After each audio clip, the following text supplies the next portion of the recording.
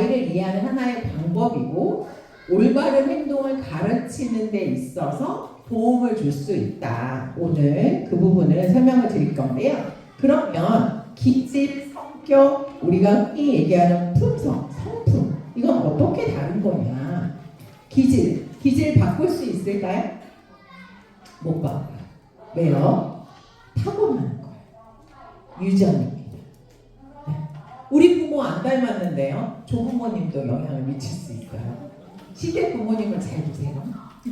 네, 또 아버님은 친정 식구들을 잘 보시면 보일 거예요. 기질은 타고나요. 그럼 성격은요? 성격은 기질 플러스 부모님의 양육 방식 그리고 이 아이가 세상에 태어나서 경험한 것들에 의해 만들어지는 거예요. 그래서 성격은 선천적인 것과 후천적인 것이 함께 만들어지는 거고요. 그럼 품성, 우리가 마인드 교육하고 있잖아요. 성품, 이것은 훈련된 기질이다라고 이야기할 수 있겠어요. 그래서 우리가 흔히 인성이라고 하는 것은 기질과 성격이 만들어진 거다.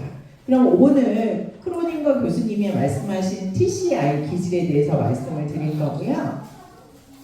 우선 화내지 않으려면 어떻게 해야 되냐면 훈육이 뭔지에 대해서 정확하게 알고 계셔야 돼요. 훈육은요, 아이에게 아까 뭐라고 했죠? 올바른 방식을 가르치는. 화낼 필요가 없어요. 그 아이에게 올바른 방식을 가르치면 돼요. 근데 우리는 왜 화가 나요? 방식을 가르치면 맞아요. 말을 안 들어. 근데 잘 생각해 보세요. 제가 오늘 방법을 가르쳐 드릴 건데요. 그걸 실천하기가 쉽지 않아요. 제가 장담하건데 그걸 실천하는데 100일 걸려요. 얼마나 걸린다고요? 100일이요. 그런데 아이들은 한두 번 부모가 얘기한다고 어떻게 그걸 따라하겠어. 아이들은 이해도 아직 부족해요. 그래서 남하고 비교하는 것을 멈추셔야 합니다. 먼저 내가 뭘 화가 나는지 저희 지난주 화요일 날 마니세 이런 분을 했단 말이에요. 그때 마니세 학부모님이 나오셔서 저한테 이런 질문을 했어요. 원장 선생님, 제가 활화산 같아요.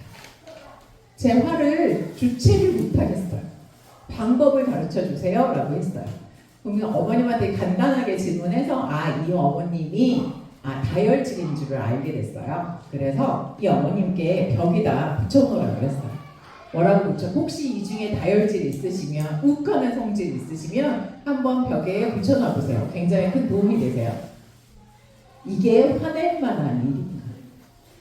그 순간에 붙여놓은 거거든요. 화는 수명이 10초에서 20초밖에 안 돼요. 우리의 감정. 그 순간을 참으시는 게 필요해요. 그래서 내가 왜 화가 나지?를 한번 생각해 보시는 게 필요하고요. 이런 질문이 있었어요. 어린이집에서 어떤 부분이 힘든지 아직도 적응을 못한다.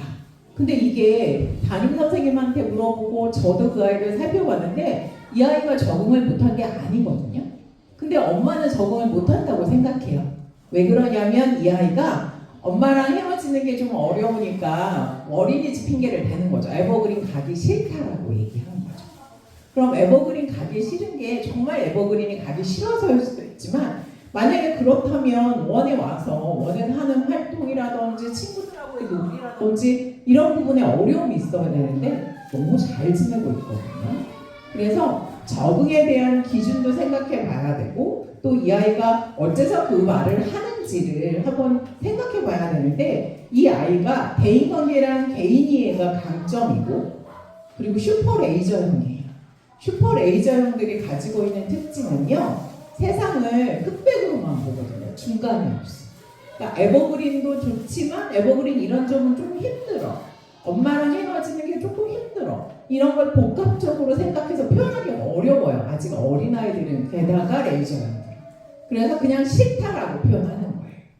그래서 그 부분에 관련해서 우리가 아이들을 살펴볼 때 일반적인 특성과 개별적인 특성을 동시에 고려해야 하는데 엄마들은, 아빠들은 주로 어떤 부분을 더 중점적으로 보게 될까요? 일반적 특성 아실 수 있을까요? 내 아이를 주로 보니까 개별적 특성에 더 치우쳐있어요. 그래서 담임 선생님이라든지 저라든지 이렇게 이야기를 들으셔서 균형을 좀 잡아야 되는 거죠. 아, 요 연령대에는 요 정도 발달이 이루어져야 되는구나. 우리 아이가 그 부분에 조금 더 도움이 필요하네. 혹은 아, 이 부분은 우리 아이가 조금 더 발달이 빠르구나. 이렇게 루브릭 평가서 받아보셨죠. 예. 그래서 그런 부분들을 고려해 보시면 될 거고요.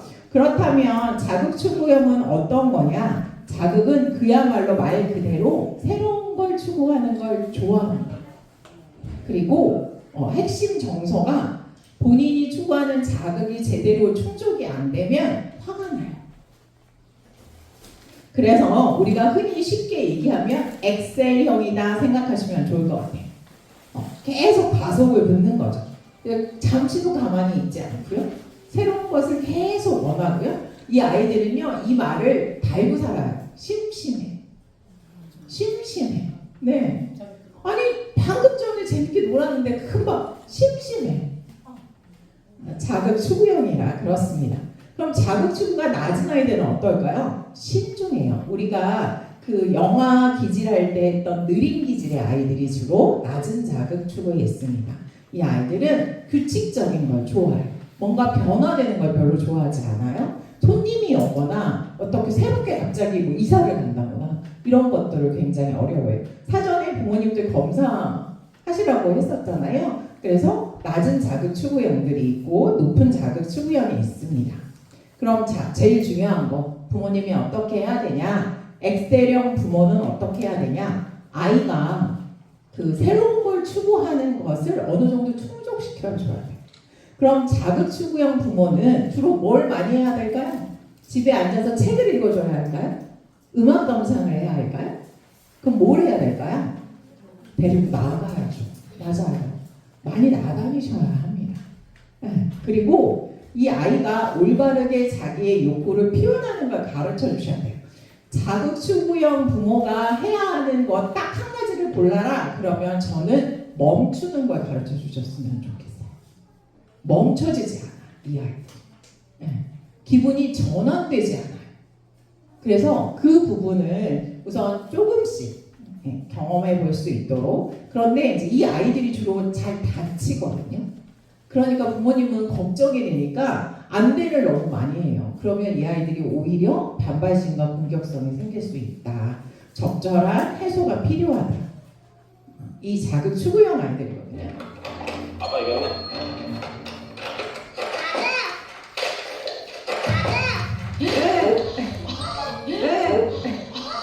큰아버지가 하는 걸 언니는 뭐 팔을 많이 먹는다.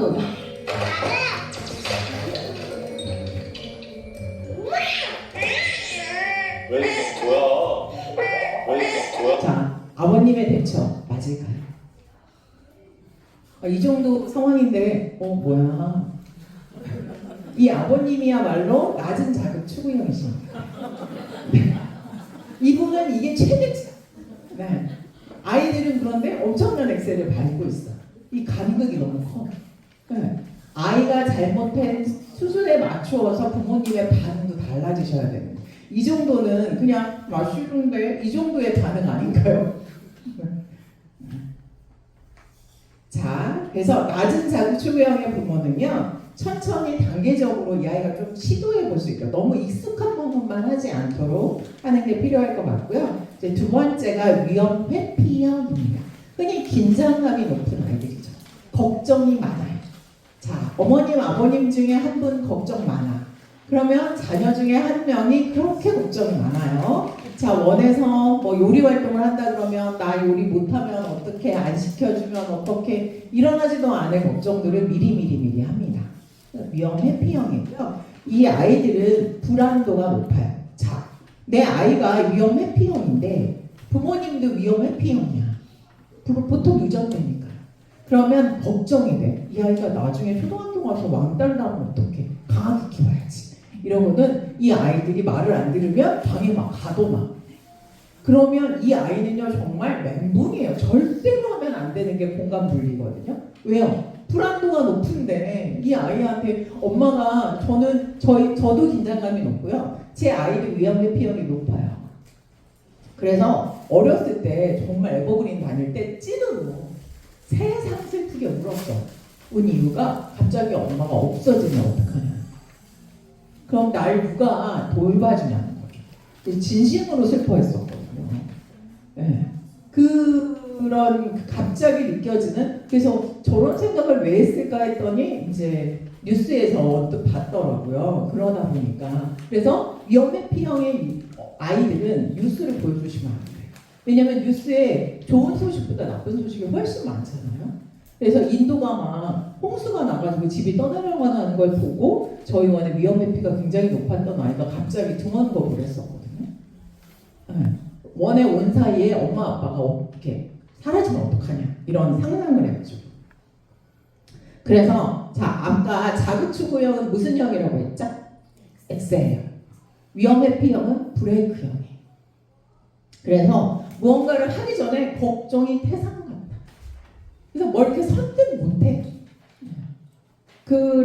그래서 걱정과 비난 그리고 수줍음 굉장히 많아요. 그래서 이유 없는 짜증을 받아줘야 되나요? 라고 말씀하셨는데, 자, 어머님이 보시기엔 이유가 없지만 사실은 이유가 있다. 모든 아이들의 행동에는 다 원인이 있다. 근데 원인을 잘 모르시는 거예요. 왜 그러는지. 그래서 사실 이렇게 생각하시면 좋을 것 같아요. 내 아이가 짜증을 낸다. 저걸 받아줘야 돼, 말아야 돼 생각하기 전에 이 아이가 어째서 짜증을 내는지를 알아야 이걸 받든지 말든지 하죠. 짜증내는 이유를, 이 아이가 짜증을, 우리가 지금 인내에 대해서 배우잖아요. 이번 달 마인드가 영화가 짜증내지 않기거든요. 그래서 짜증 대신에 말로 표현할 수 있고 도움을 청할 수 있도록 도와줄 수 있는 기회라고 생각하시면 좋겠습니다. 내 아이가 어떤 문제 행동을 하거나 어려움에 직면했을 때 이걸 받아줘, 고쳐 이렇게 양분되게 생각하시기보다는 이번 기회를 통해 이걸 내가 가르쳐 준다 이렇게 이해해 주시면 좋을 것 같고요. 이유는 피곤해서 그럴 수도 있고 하는 게 잘 안 돼서 그럴 수도 있거든요. 그래서 그 아이에게 말로 물어보는 거예요. 너 지금 이게 잘 안 돼서 짜증이 나서 그런 거야? 아니면 피곤해서 그런 거야? 이렇게 부모가, 왜냐하면 아이는 특히 이렇게 짜증을 징징거리는 아이들의 특징이 뭐냐면 개인의 지능이 약점이에요. 그래서 그냥 짜증이 나는데 왜 짜증이 나는지를 잘 설명하기 어려워요. 그러니까 부모님이 상상을 하셔서 얘가 대충 또 우리가 알잖아. 보면 배고파서 그런지 잠이 와서 그런지 하던 장난감이 제대로 안 돼서 그런지 뭐 아니면 형제간에 다툼이 있어서 그런지 그걸 말로 표현해 주시는 게 필요할 것 같고요. 그래서 오늘 이 원대장 따라해 보실래요? 원대장 원인과 대처 방법과 네, 자, 내 아이의 원인을 알아. 내 아이가 왜 짜증내는지 내가 알겠어. 배고파서 그런 거야. 그럼 어떻게 대처하시면 돼요? 네, 그러면서 얘기하면 되죠. 한마디만 덧붙이시면 돼요. 다음부터는 말로 표현해줘. 엄마 나 배가 고파요. 이렇게 얘기하면 엄마가 도와줄 수 있어. 이렇게 하시면 돼요. 그러면 자, 원인과 그 다음에 대처 방법 바로 나와요. 원인을 알면 대처 방법을 알 수 있어요. 그런데 생각보다 원인을 모르겠어. 자, 원인은 세 가지 중에 하나예요. 신체적, 정서적, 인지적. 이 아이가 언어적인 부분에 있어서 발달이 좀 빠르지 않아. 그래서 표현이 좀 어려울 수 있고요. 정서적으로 약간 그 기분이 왔다 갔다 아침 저녁 몸이 아픈 거에 따라서 기분이 그럴 수도 있고, 혹은 신체적인 부분에 있어서 특정 부분의 발달이 좀 더딜 수도 있고, 신체적, 정서적, 인지적 부분에 원인이 있어서 이 아이가 그럴 수도 있고요. 또 부모 입장에서 부모님이 내가 좀 둔해. 그래서 잘 이렇게 캐치를 잘 못해. 그래서 그럴 수도 있고요. 그런 장애물, 왜 내 아이의 원인을 잘 캐치가 안 되지? 혹은 내 아이의 원인을 알고 내가 대처를 했는데 이 대처가 효과가 없어. 그러면 그 효과 없는 이유가 있어요. 그걸 장애물이라고 해요. 그 장애물은 아이에게 있을 수도 있고 나에게도 있을 수 있어요. 그럼 그 장애물을 제거하면 다시 원인에 맞게 대처하면 해결이 됩니다. 그래서 낮은 유형 회피 이완은 뭘 새로운 걸 안 하려고 하니까 그걸 좀 할 수 있도록 해주는 게 필요하죠. 안 놀아줘.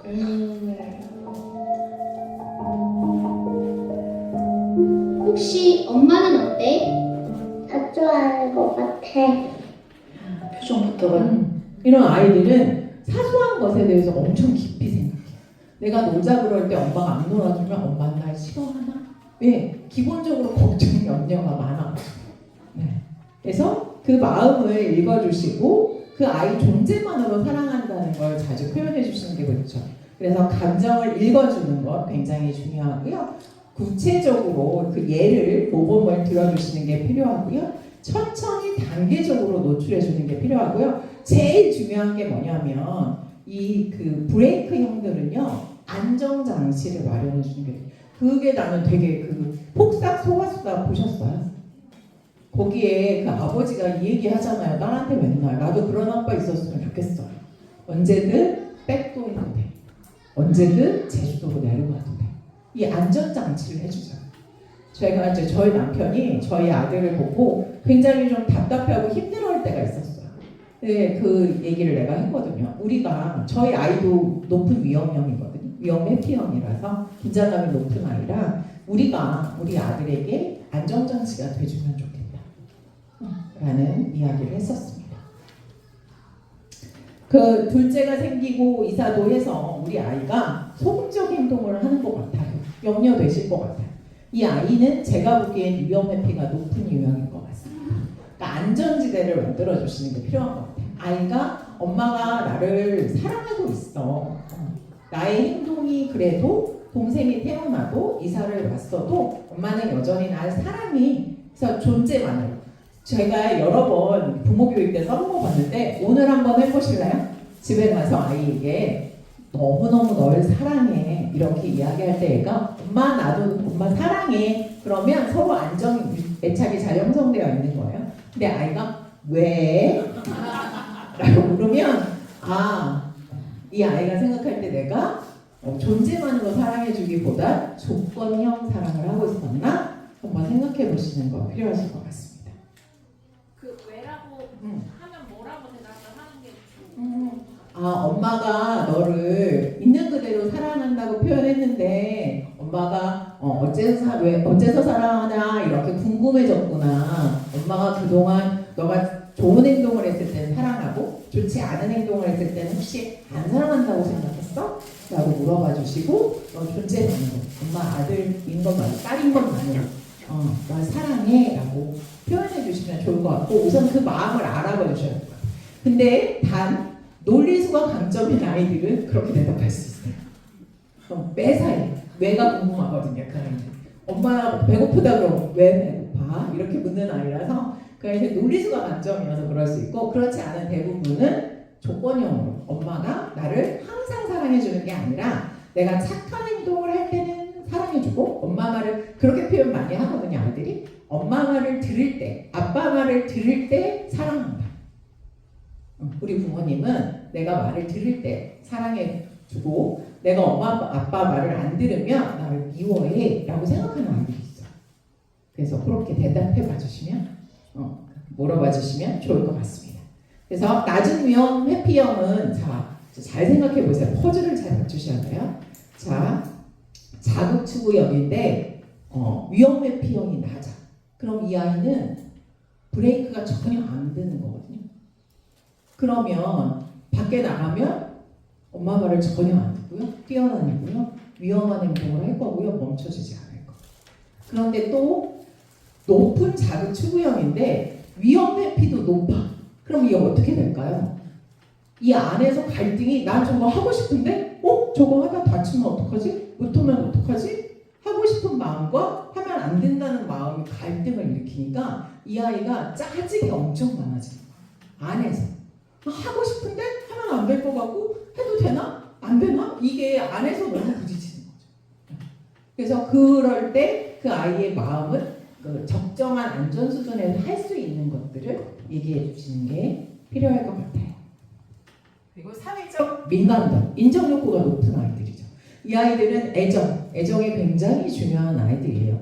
그런 아이죠. 저희 아이가 에버그린 마르모셋 때 그 오름 있죠. 제주도에 3시간 걸리는 오름을 완주했어요. 너무 힘든데 그 주변에 사람들이 대단한데 이 애기에 힘내가지고 3시간을 인정 여부가 높은 아이들은요 자기가 너무 하기 싫은 것도 자기는 진짜 당근 너무 싫어해. 근데 선생님이 오 당근 먹을 수 있어? 네 먹을 수 있어요. 이러는 아이들이죠. 네. 그래서 높은 사회적 민감성, 보상 의존성을 가지고 있어서 어른의 기분, 엄마의 표정에 굉장히 민감합니다. 낮은 사회적 민감성을 가지고 있는 친구들은 독립적이고 혼자 노는 걸 훨씬 더 좋아해요. 사회적 신호에도 좀 둔감한 편이고요. 그래서 높은 사회적 그 의존성을 가지고 있는 부모는 애정을 담보로 훈육하지 않아. 나 너 이렇게 하면 네 엄마 안 할 거야? 이런 얘기 하시면 안 돼요. 그리고 훈육의 끝을 잘 맺어주시는 게 필요해요. 이렇게 다시 이렇게 안아준다거나 스킨십을 한다거나 하는 부분으로 이해해 주시는 게 필요할 것 같고요. Q&A가 있었어요. 가끔 부모가 한숨을 쉬면 힘들게 해서 미안해. 이 아이 뭘까요? 높은 사회적 민감도를 갖고 있는 아이죠. 그래서 부모님이 감정 표현할 때 조금 주의하시는 게 필요하고요. 또 하나는 아이들은 아직 자기를 중심으로 세계가 움직이기 때문에 엄마의 모든 기분이 엄마 아빠가 부부싸움을 해도 나 때문에 부부싸움 한다고 생각해요. 더 놀라운 사실 알려드릴까요? 이혼 가정의 거의 99%는 자기 때문에 이혼했다고 죄책감을 느껴요. 아이들은. 그래서 명확하게 얘기해 주셔야 돼요. 너 때문이 아니야. 이야기해 주시는 거 필요할 것 같고요. 또 다른 아이였는데 아이가 잘못을 인지하고 엄마한테 혼나는 상황에 엄마한테 먼저 웃어보라고 시킨대요.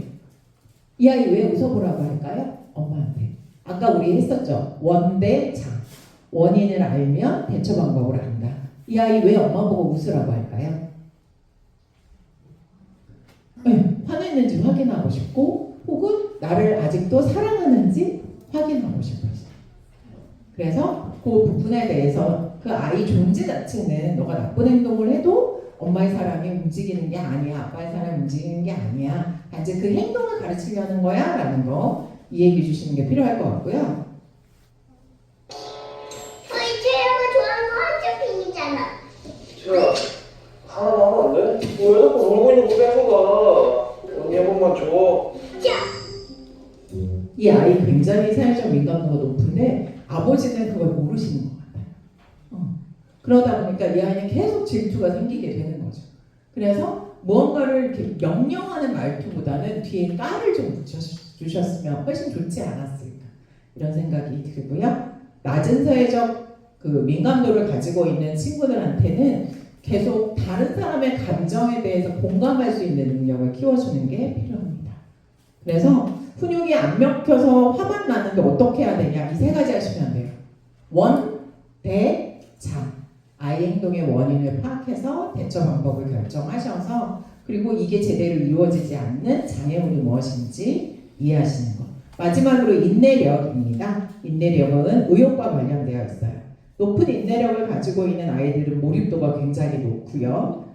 슈퍼 레이저형들이 그렇죠. 낮은 인내력은 쉽게 포기합니다.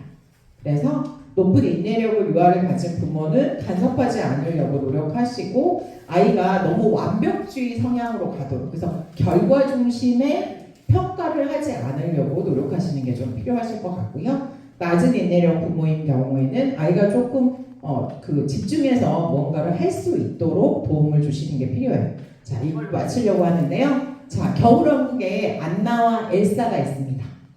다 아시죠? 네, 안나는 자급추구형이고 엘사는 자급추구가 낮은 아이예요. 그래서 엘사는 그 겨울왕국을 만들어서 그 안에 숨어버리잖아요.